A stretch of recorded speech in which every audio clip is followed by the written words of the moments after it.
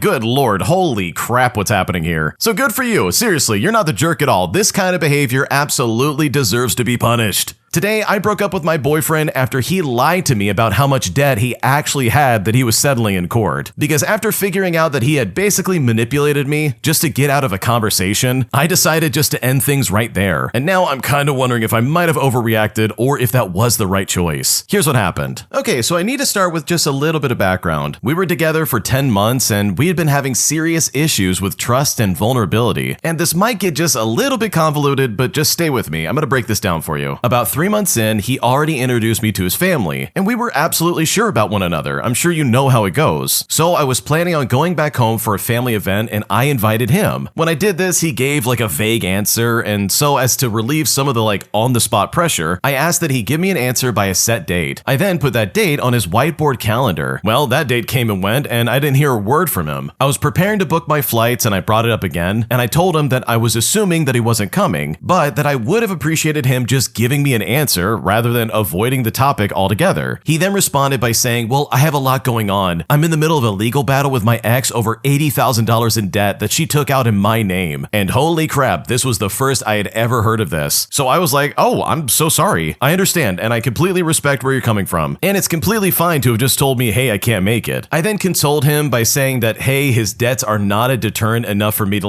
end our relationship after he voiced that concern. But eventually, everything kind of turned into a huge argument. He refused to see how a simple yes or no by the date I proposed would have gone a long way in just acknowledging that he wasn't blowing me off. We continue to have issues about his defensiveness, which he has put an effort into resolving, and I've worked on my own approaches so as not to make the issues about him, and instead more about inaction and my feelings surrounding it. Along the way, I asked how progress was going with the legal battles, and he was really evasive about it. And it also really made me concerned because we were talking about having a life together, yet he didn't feel comfortable opening up to me. One day I asked again, and he had mentioned that his legal team dropped the ball and missed the last court hearing, so his only option was to settle with the company. He said to me that there's a chance he'll be able to settle that debt by half instead of eliminating it completely. And I was like, okay, so that leaves you with what, $40,000 instead? And he said, yeah, something like that. Now, as an aside, I pick up the tab on most of the things we do together, covering roughly 65% of what we get. And this is being generous in that I likely cover a lot more than that. He has stayed with me in my home almost full time, but he still has and covers his bills from his apartment, so I've asked that he only covers some of the groceries. But his baseline lifestyle pushes his budget almost to the limit, and so I try to ease the burden by covering most of what we do together, as well as buying gifts for his family members for a baby shower or birthdays or Christmas and stuff like that. Independently though, he has splurged, which has sent him over budget, and so I've been wanting a clearer picture of his finances. His lease is up in November, and we've been talking about him moving in with me into the house I own and not renewing his lease. But I told him that if he wants to take a step as big as moving in with me, trust needs to be there, and if it's not, then we just can't take that step yet. Then a couple weeks ago, he even called me childish for asking him to initiate this disclosure rather than just having the conversation when I bring it up. But I told him that if he doesn't see the significance in my request, then maybe we're just not there yet. The result was that he put a reminder on his calendar for this conversation. So the other night, he initiated the conversation by saying, okay, so how do you want to do this? And I was like, do what? And he then says to me,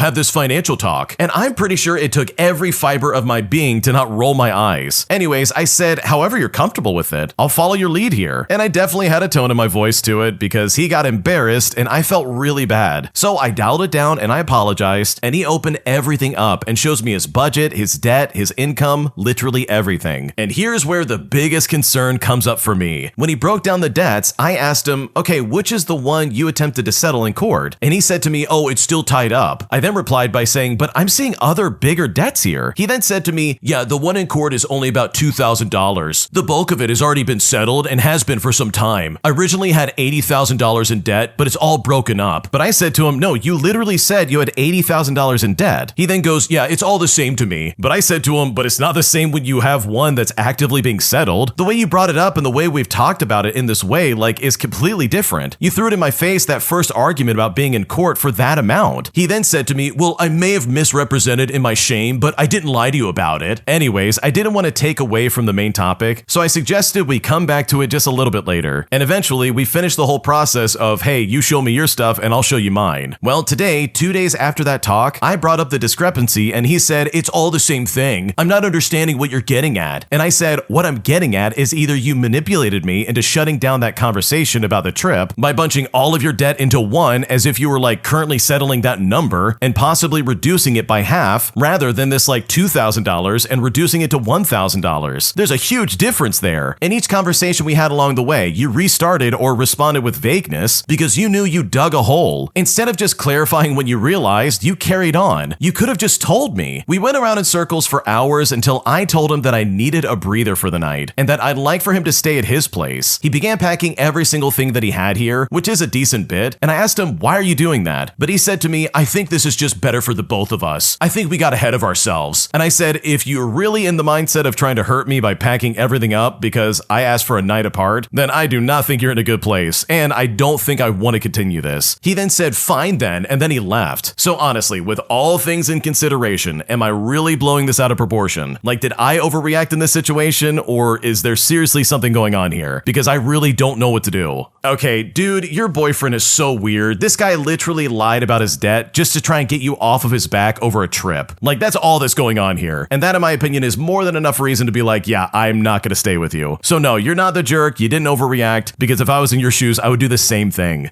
My entitled mother loses her mind after I raise the rent on my house by $3. As she says, she's gonna take me to court and then they will give my house over to her. And right now I'm honestly blown away and I seriously don't know what to do. Here's what happened. I bought a small starter home during the housing market crash completely by myself. I lived there for the better part of a decade before buying a larger home with my now husband. My parents really wanted to live there because it was small and easy to maintain. They have foreclosed in the past, so there's no way they would be capable of someone giving them a mortgage. Also, my dad is retired and my mom doesn't work. Now, they wanted to rent from me for a discounted rent they paid off the mortgage for with an over six-figure inheritance my parents got. So a lease was written explaining that it was a prepayment of rent and their rent would be only the taxes and insurance, and they would pay $350 a month. And basically, that price would only go up when taxes or insurance was going up as well. We signed the lease with all the other typical stuff in it and had it notarized, and that's how it's been for a while now. So, just to be clear, I'm not making a dime off this house. Fast forward, and I recently told them the rent would go up by $3, and yes, $3, all because of a slight increase in the insurance. And when my mother heard this, she lost her mind, claiming that I'm a money-hungry jerk, and that she was going to rip out everything that she did for this house, claiming that I owe her and that I can't evict her because it's her house. She's not responsible for the insurance. Insurance hasn't been raised in over a decade, and I'm trying to make her pay my personal homeowner's insurance. She then said that a court will show me that, and that they will give her my house. Now, we have a notarized lease. They are listed as tenants, and I'm the only one on the deed. My father even demanded the bill so he could see if I'm ripping them off. Also, this house is a commutable distance from Manhattan, so a studio apartment around here is like $1,500. This is a house with a large yard for their dog. I mean, I can easily get $2,000 for this house, even before they moved in. I sent them copies of the taxes and insurance showing only their address. And for the record, I'm charging them discounted taxes. I told them to add and divide by 12 and told my mother to talk to a lawyer so they can slap them straight. I guess my father agreed with me because she's now divorcing my father. So right now, everything's a mess and I seriously don't know what to do. Before we go any further, the original poster has an update that they would like to share. Here's what they had to say. First of all, I want to thank everybody for all their comments. I was mainly just venting because I was very upset after the exchange, and I have been dealing with some health issues. So it's just a range of emotions right now. I keep getting a lot of the same questions. So to clarify a few things, they have lived there for 4 years now. My mom has always been entitled and an alcoholic, and I mainly did this for my father so he can get a chance to retire after having heart surgery when he worked a physically demanding job for over 36 years. They asked to rent the house and pay it off as a prepayment of mortgage, so the only big bill monthly was their health insurance. I had a few others interested in renting my house, so I did not ask them for this. They also did not co-sign on the mortgage or help with the down payment. Their name is not on my house or the deed. There have been rent increases in the past due to the taxes and insurance going up, and there was never any issue before this. Now, my husband's dad unfortunately passed away without getting to enjoy his retirement, and his inheritance helped pay for the down payment on our new house. Now, when it comes to my mom, she has a history of putting crap on me, and I guess $3 is the line in the sand. I started paying $200 a week after I graduated high school until I moved out at 20 years old. I also worked about 65 hours a week on top of school just to do this. And yeah, shockingly enough, they foreclosed when I moved out. I then stupidly put her on my phone plan and basically paid her phone for 2 years until the contract ended because she only paid me for 3 months out of those 2 years. She promised money for my wedding and never delivered. They didn't pay for college, they never stepped up for clothing or school expenses when I was 16, all because apparently I had a job. And I know this is all a red flag parade, but I trusted my dad more than her, I guess. And I really thought I was doing a good thing. I also want to keep this house because I love it, and I want to move back one day, or even allow my children to live there when they go to college. But either way, this is incredibly messy, and hopefully this all works out in the end. Yeah, your mom sounds super toxic, and I really can see why your dad's getting a divorce. She freaked out over a $3 difference, and she's basically living there scot-free. Like seriously, this is close to Manhattan, and the original poster's not wrong. They could have easily been making thousands of dollars off of this house every month just by renting it to somebody else besides the parents. So yes, your mom is super entitled, and hopefully this works out sooner than later. If you like Am I the Jerk, you're probably going to love Am I the Genius. Check it out, link down below in the description. Also, go to AmITheJerk.com/submit if you would like to submit your own stories. My entitled friend has been guilt-tripping me and manipulating me for years, making me her doormat in ways that honestly made me super uncomfortable. But now, as a result, I've decided to cut her off, even though that process has honestly been a living nightmare. Here's what happened. Okay, so I'm a 25-year-old female and I'm child-free, so maybe there's some aspect of parenthood that I'm just completely missing here. My friend, who we will call Stacy, had her first baby about 9 months ago, who we will call Haley. Stacy and I had some tension brewing in our friendship since she was pregnant. In the past, my time and energy had been very much available to Stacy. At times, I felt that she took advantage of my empathy and my willingness to bend over backwards for her. She lived about an hour away and was always in some form of drama or crisis. So I drove up to be with her nearly every single weekend. And the times when I told her that I couldn't, for one reason or another, she would beg and usually guilt trip me with things like, "Oh, I'm just in such a dark place right now. I don't know what I'll do if I'm alone. I really need this right now." She also did a lot of passive-aggressive shutting down from conversation when she didn't get what she wanted, leading me to always give in and put my own needs on the side. And you know what? This went on for years. I eventually grew tired of this pattern and I started therapy, where I learned to set healthy boundaries, speak up, and prioritize myself when it was important. These changes led to me basically cutting the weekends that I spent with her in half. I was in the process of buying a house, starting a new job and a master's program, on top of some other family issues. I knew that she saw the change in our friendship and wasn't happy about it, but I thought that with time she would understand and adjust. But the thing is, she never did, and insinuated that I changed because I didn't support her pregnancy, or because my partner was manipulating me into not spending time with her. I explained to her many times that this wasn't the case, and that I'm doing all that I can to be there for her. Things came to a head when I had a health scare. I told her about it, and the next day she tried to call me. I was on the phone with someone else and I simply couldn't answer, but I texted her immediately after to let her know and make sure that everything was okay. Well, she once again got super upset because I didn't answer right away, and at this point, I had had it. On the very rare occasion that I asked for support from her, she had to make it all about herself. I didn't usually call her out, but this time I did. I told her I didn't understand why she had an attitude. She said, "Thanks for making me cry," and then didn't respond to me for over a month. Then, when she finally did, she didn't even ask about my health. She didn't apologize or even bother explaining. She instead accused me of using her daughter as a pawn by not acknowledging her. She said that Haley didn't deserve absolutely no effort just because her and I were in a fight, and that it was so messed up that I would add Haley into the equation. And at this point, I'm so confused. Haley had nothing to do with the fight, and Stacy was the one who had ignored me for over a month. And it's like, what was I supposed to do in this scenario? I can't text a 9-month-old or just show up at their house. I'm genuinely so lost, and at this point, I seriously don't know what to do. Before we go any further, the original poster has an update that they would like to share. Here's what they had to say. Okay, for a bit of further context, Stacy and I have been friends for over a decade, and I have long speculated that Stacy's behavior stems from her past traumas and mental health. This is a huge reason I could never bring myself to abandon her or criticize the way she copes with life, albeit unhealthy. Although I can empathize with her experience and care about her deeply, everybody who commented really helped me see that with no end in sight, it's not a sustainable friendship for me to continue. So I decided to be brutally honest with Stacy, and of course, things ended in flames. I explained that her using Haley to guilt trip me was manipulative and crossed the line, and that it is reflective of her behavior towards me throughout our friendship. I have done my best to be a good friend, but find it impossible to meet the expectations that she has for me that she doesn't seem to apply to herself. I initially said I needed some distance from her, but her response was even worse than I imagined possible, and the situation is now irredeemable. Some of my favorite lines were her saying, "It is all about me and my family. Get that through your stupid head." As well as her saying, "If you don't want to be my doormat, don't let the door hit you on the way out." As well as letting me know what other people say about me behind my back, and that I was meant to be Haley's godmother, but apparently she couldn't bring herself to ask me because of what an absent friend I was. Well, now as a result, she's been blocked. I'm devastated and honestly relieved, even though I know I'm not totally blameless for remaining silent and letting resentment build up for so long. Wow, Stacy is a massive piece of garbage. Like the fact that she tried to bring her daughter into this and be like, wow, you're mistreating my daughter by not paying attention to her. And it's like, wait a second, your daughter has nothing to do with our fight. And the fact that she did that, in my opinion, shows that her old tactics are no longer working, so she had to come up with something new so that she could still try to like get one over on you. So seriously, I am really glad that you cut this lady off and you got her out of your life, because her behavior, in my opinion, is honestly unbelievably toxic. Am I the jerk for snapping at my significant other after she wakes me up at 3 in the morning claiming that somebody's in the attic? And despite the fact that I proved that no one else is in our house, she still went off on a tangent, forcing me to snap back on her in a way that she clearly didn't like. And now I feel like I'm in a lot of trouble and I seriously don't know what to do. Here's what happened. Okay, to start things off, I was woken up at 3 in the morning by a jumpy significant other telling me there is someone in the attic. So I get up rubbing my eyes and I check the hatch, which is closed. There's also no ladder present below the hatch, which means no one got in there from the hatch. I put my ladder there and I check the attic, but it's empty. I hear something running on the roof at this point and it's probably just a cat. When I get down, my significant other is panicking, asking me what I saw, but I tell her nothing is in the attic. Something might be on the roof, possibly. She then wants to call the police and is asking me 100 questions. I then ask her to wait while I check it out to try and settle her down. I then circle the house twice while shining a bright torch over the roof, and I still don't see anything there. I get inside the house and I explain I went around the house twice shining the torch on the roof, and there is nobody there. But it's then that I'm bombarded with so many questions. She was saying stuff like, who was it then? Who could it have been? What were they doing on the roof? How could they have even gotten up there? And despite the fact that I kept saying that no one was there, no one was up there, and that I don't even know if someone was there, she said to me, how do you not know? At least take a guess. I then said, I don't think anyone was there. It was probably just a cat running around. She then says that I need to go speak with the neighbors to see if they saw something while she calls the cops. But I responded back by saying I'm not going to wake the neighbors up at 3 in the morning and you are not calling the cops. Just go to bed. She then looked at me and said, no, you need to go speak with the neighbors because you don't know anything. You don't know who it was, what they were doing, or how they got up there. I then responded by saying, listen, I don't know who was there. I literally cannot know this. I don't know what they were doing there and I cannot know that either. And I don't know how they could have gotten up there. If you want to ask hypothetically, then maybe they flew there. They parachuted off a plane and landed there. Or hey, maybe it was Spider-Man. I just don't know because I can't know. I've walked around the house and I found nothing. Do you really think me waking the neighbor up will somehow solve the mystery even though he knows less than us? Well, after I said that, she's now pissed off at me, saying that it was a stressful situation and that I should have been cooperative and understanding of her feelings. But instead, I was a real jerk. But no matter which way I look at it, I really can't think about where I went wrong because I'm not really in the best of moods at 3 o'clock in the morning. So seriously, am I the jerk here? Because right now, I'm not sure what to do. Okay, your girlfriend's either crazy or just completely out of her mind on some kind of substance. Because who would seriously wake up at 3 in the morning and be like, oh, someone's in the attic. We need to wake up the neighbors and solve this mystery. It's like, no, lady, we need to go back to bed. This is crazy. Because I really think the original poster's right. There is literally no evidence or any reason to drag your neighbors into this, especially at 3 in the morning. That is a stupid idea and it's only going to make things worse. So no, the original poster is definitely not at fault here. They literally checked everything that could possibly be making noise, and they know for a fact that whatever that noise was, it wasn't anything that's on their house. And honestly, the fact that his girlfriend's pissed off at him still is not only incredibly stupid, but also very petty. My lazy coworker has been putting me behind on my work for far too long, so I decided to set a trap, catching this guy in the act of not doing his job, eventually leading to him getting fired altogether. Here's what happened. Okay, a few years ago, I worked at a hospital in the environmental services where I gathered up the accumulated trash and medical waste to be disposed of. It wasn't a fun job and worked well for someone like me with ADHD, as this involved lots of walking. I could usually get lots of the hospital clear by my lunch break, as we worked in pairs to clear the building, but everything switched up once a new guy came in. For the sake of the story, we'll call him Ben. He seemed nice, but soon things began to go downhill. I showed up for work one day and the bins were overflowing, and then the next 2 days were the same situation. I would have so much garbage being accumulated that I wouldn't be halfway done with my section by lunch, and I would then have no time to get the medical waste taken out. I complained multiple times to management, who also, by the way, were getting heat for the piling up of waste. We all suspected Ben wasn't doing his job, but we couldn't find proof, and he honestly was a pretty good liar. So it was then that I decided to set a trap. One Friday, I saw that the bin in one area was overflowing, and that particular wing of the hospital would be closed on the weekends, so the trash wouldn't change. I then went ahead and took a photo of the bin, and I left it there unattended, knowing that Ben would be working the weekend. I then came in on Monday and I checked the same bin, and I saw it was exactly the same. I then took another photo and I showed my boss. Well, within minutes, she was calling Ben into the office and confronted him. He tried his usual lies, but when I showed the evidence, months, he just sat there stone-faced. It turns out that he spent most of his days hiding in the hospital and messing around on his phone. He was then fired and blackballed from all the departments of the hospital, and it honestly felt really good knowing that I'm the one that did him in. There's literally nothing worse in life than having to deal with someone else with your job, especially when that person is not doing their job. And Ben in this story is the classic case of a lazy coworker who is literally making your life a living nightmare. Like, you need him to do his share of the work, otherwise you're gonna be screwed. Like, because he's not doing what he needs to do, he is literally making your life a living nightmare. And that is so unfair for you. Like, seriously, that's not fair at all. So truly, good for you for getting this revenge on this guy, because I know if I was in your shoes, I would have done the exact same thing. Am I the jerk for telling my sister-in-law to get over herself and to stop trying to one-up us when it comes to our baby? Because right now, I fear that I've pissed everybody off, and at this point, I don't know what to do. Here's what happened. Okay, to start things out, my wife and her sister got pregnant at around the same time. The babies are the first of a new generation on their side of the family, so everyone was really excited. My sister-in-law was further along, but my wife ended up giving birth on week 32. On top of that, she had some complications that had her hospitalized. And then eventually, my nephew was born 2 weeks later at full term. Well, apparently, my sister-in-law was resenting having her thunder stolen and felt like she and her new baby weren't getting enough attention. She keeps making these comments like she's trying to one-up us. First, she was saying how sorry she was that my wife missed the golden hour, all because they had to take our son to the ICU. Now, this really upset my wife, since during her hospitalization, she was often too sick to visit the ICU, and she's already feeling crappy about missing that skin-to-skin contact with the baby on those first few weeks. After we started to bring our son to family gatherings, my sister-in-law started comparing the boys, saying how much bigger and more alert her son looks compared to ours, and how he hit more milestones. Well, fast forward to last weekend, and we had lunch at my in-laws' place. And my wife and I were excited to tell everyone that our son laughed for the first time earlier that day. My mother-in-law and father-in-law were having a good time watching the video when my sister-in-law made another comment about how her son did that a month ago. Now, I don't know why that was the last straw, but I just about had it. I told my sister-in-law that she's pathetic for trying to one-up a freaking baby, that her full-term son wasn't special for being more developed than mine, and that she needs to get over not giving birth to the first grandbaby. Well, needless to say, this ruined lunch, and my wife's family is very pissed off. And sure, I will admit I was harsh with my words and tone, and this was the first time I confronted her family like this. Up until now, we would each handle our own relatives, but these comments upset my wife and they really pissed me off. So seriously, am I the jerk for being so harsh and not staying in my own lane, especially after the comments my sister-in-law made? Because right now, I don't know what to do. Okay, honestly, I don't blame you for a second for stepping up and saying something. The original poster actually clarified and said that their wife was happy that they said something because this was completely out of line. And seriously, this honestly could not be more obvious that this was exactly what she was trying to do. She was trying to make her baby look better than yours, and it's like, seriously, give it a rest. So no, I don't think you're the jerk at all, because this lady's comments were completely out of line. An entitled department head tries to get me fired after I follow his orders exactly as he described them, leaving him in a terrible state while he was trying to travel to and from work. Here's what happened. Back before cell phones and TSA checkpoints, I was working as an administrative assistant. Someone we will call Ray was my department head, and he had a great sense of humor. When I was hired on, Ray made sure I understood that I worked for him. Even though I would do some office-wide work, he was my boss. Now, someone we will call Clint was in charge of another department in our office. Flying from our office to a satellite office for a day or two was common for people in both departments, and I was in charge of making standard, pre-approved travel arrangements. If someone needed to change unexpectedly, they were supposed to handle those themselves. But Clint seemed unable to understand that. At some point, Clint decided that he wanted to cut travel cost. He wanted the lowest possible fare and lowest possible rate for his department. And for reference, the lowest possible fares were always at 5 o'clock in the morning outbound and 11 o'clock p.m. return flights. But even then, Clint simply didn't care. A couple of weeks into this policy, Clint is to be headed to the satellite office for some in-person meetings. And so I say to myself, okay, game on. Lowest possible fare and lowest possible rate. Well, Clint left at 5 o'clock in the morning for a flight. The lowest rate car rental company didn't keep their cars available at the airport. Clint had to take the shuttle to their off-site location to pick up his car. Sadly for Clint, the shuttle didn't start running until 8 o'clock, when his first meeting was scheduled to start. Now, the client refused to reschedule that day, but agreed to the next morning. And at some point, it dawned on Clint that he either had to fly home and back or get a room for the night. Well, he chose to get a room, and of course he called me. And so I followed the protocol. One lowest possible rate room coming right up. Unsurprisingly, that room didn't have security on site like he was used to, but it did have little multi-leg friends if his complaints were true. The next morning, Clint headed out, only to to discover that his car had been broken into overnight. The police took their time arriving, and by the time they were done, Clint had missed his meeting again. Somehow, Clint got the client to reschedule again, and he decided to take the flight home and back the next day. Now, of course, I was kind enough to remember the lowest possible fare rule, so Clint was booked on the 11 o'clock p.m. flights home and 5 o'clock in the morning return, even though his meeting was midday. This time, the lowest rate car was at the airport, so Clint got to skip the shuttle this time. Now, at that point, Clint's policy of having the lowest possible fare had already cost the company at least double what a normal trip would have been, not to mention all the time I had spent calling hotels, motels, and car rental companies. The next day, he's on the 5 o'clock a.m. flight and makes it to his meeting, and I don't know when he realized that he didn't want the lowest possible fare at 11 o'clock p.m. I do know, though, that he decided to take the more expensive, earlier flight home both days, and somehow he discovered that he could change that himself. Well, the next time I saw Clint, he tried to fire me, but of course, too bad so sad because I work for Ray, who knew about the entire thing and was laughing the entire time as well. Clint was furious, but there wasn't anything that he could do. The company would back up Ray, and Ray was backing up me. Clint then changed the room rate policy because of his experience, but refused to rescind the lowest fare and the lowest rental rate policy. Well, that was until accounting let slip that not only had Clint figured out how to take the higher price earlier flight, but he also figured out an upgrade seat as well. Clint then found himself with an entire department intentionally missing their 5 a.m. flights and rebooking for the more expensive 8 o'clock a.m., which somehow only had upgraded seats available every time. Rental car reservations were missed, and more expensive cars were rented. Meetings that were previously in the office were somehow only available after hours. So as a result, clients were taken to dinner. Dinner included alcohol, so rooms were booked at hotels closest to the restaurants, and returning flights scheduled for the next day. Well, less than a month later, all lowest price policies were rescinded. I was allowed to book normally again, and the missed flights, upgraded seats, and fancy hotels disappeared. Dinner meetings remained but decreased dramatically, and when I left, Clint's reputation still had not recovered. Man, I can't stand people like Clint who make a policy change and then get pissed off when you follow through with it. Like seriously, this guy tried to get you fired for following his orders. So truly, I love the fact that you and the rest of your coworkers pretty much banded together and made this guy look like a complete fool, because managers like this, in my opinion, have no business being in a leadership position in the slightest. An entitled psycho school teacher loudly brags that she intentionally mistreats her kids in her classroom, stating that she enjoys their suffering and that she wants them to be miserable in the same way that she was when she was younger. But after hearing this for far too long, I decided to get some revenge by taking this Karen down in a way that she truly will never forget. Here's what happened. So we've all had those teachers that take their problems out on us, and this story is how I indirectly shamed one of the worst I've publicly encountered. A few years back, I was traveling with my family, and we were taking a bus to our next stop. My mom, an amazing teacher of over 20 years, was sitting next to me, calmly reading and not paying much attention. There was a mother and daughter pair seated directly behind us, probably in their mid-50s and late 20s. My phone battery was already low, and I didn't want it to die, so I was staring out the window, people watching. It's then that I couldn't help but overhear the loud conversation between the ladies behind me, and I soon realized that they were both teachers. While the daughter seemed like a decent person, the mother was ranting about how much she hated her students and how happy it made her to torture them. For context, I guess the kids were around 12 to 13 years old. For example, if you turn in anything, namely a test, homework, or classwork, even 1 second late, regardless of the reason, she would only give 70% as the maximum grade that you could get. Apparently, she wanted it lower, but administration would get suspicious. And if you ask a question she doesn't like, you get shamed in front of the entire class. She also had a running list on the wall tracking how many homework assignments each student missed, with snarky comments coming along with them. And of course, she would hide it when administration came by. Also, one student missed a few weeks of classes for a death in the family, and she told the whole school it was because he's dramatic and lazy. She also admitted to slapping at least 7 students and was only caught once, while also instigating fights in student friend groups just for entertainment. Now, I heard all of this for over a 45-minute period, and the mother seemed so disgustingly proud. The daughter kept trying to tell her how wrong it was to treat students like that, but the mom just laughed and called her stupid and naive. This idiot talked about how school was a nightmare for her growing up, so she wants these kids to suffer just as much, if not more. She even said it was the best kind of therapy. Now, I was appalled to say the least. Who in the world treats kids like that and then insults their actual child when called out for it? I never heard names or identifiers to report it officially, so I started thinking, and for once in my life, I had an idea that would make my usual problem of complaining the perfect solution for this situation. And it's then that I decided to set it in motion. So I texted my mom something along the lines of, "The woman behind behind us is a teacher and she is a jerk. I'm gonna go on a rant and I need you to go along with it. Close your book when you're ready. As soon as she saw the text message, she looked at me and smiled. It was time. I then started going on a long, loud rant about a professor at my college that treated the students so poorly. I then listed examples similar to the one this jerk said, with minor tweaks and changes, all the while talking about how much of a negative impact it had on us personally and academically. I whined about how she takes her hate and insecurities out on us and how miserable everybody is because she's just an overgrown bully on a power trip. I mentioned that even the other professors avoid her because they're so disgusted by how she treats us. I then ended it by saying I love my amazing teacher mom, and I know she would never do any of those things because what kind of loser takes out their frustration on kids? And you know what? My mom played along perfectly, and we changed the subject right after that. And you know what? I didn't hear a peep from behind us the rest of the ride. It was amazing to loudly complain about her in this metaphorical way. All the things she was proud of, I exposed as awful things to do. And you know what? They really were. And by the way, this was all on a crowded bus with at least an hour left to our destination. My mom wasn't pressed when she got the details later, and I wanted to say something to the daughter afterwards, but I felt bad that she got caught in the crossfire. But when the bus finally arrived, they shuffled off with incredible speed, leading me to believe that they definitely learned their lesson. Oh, I love this so much because I cannot stand teachers who do this. And yes, the original poster's correct. I've run into nightmare teachers like this before, and it's one of those where you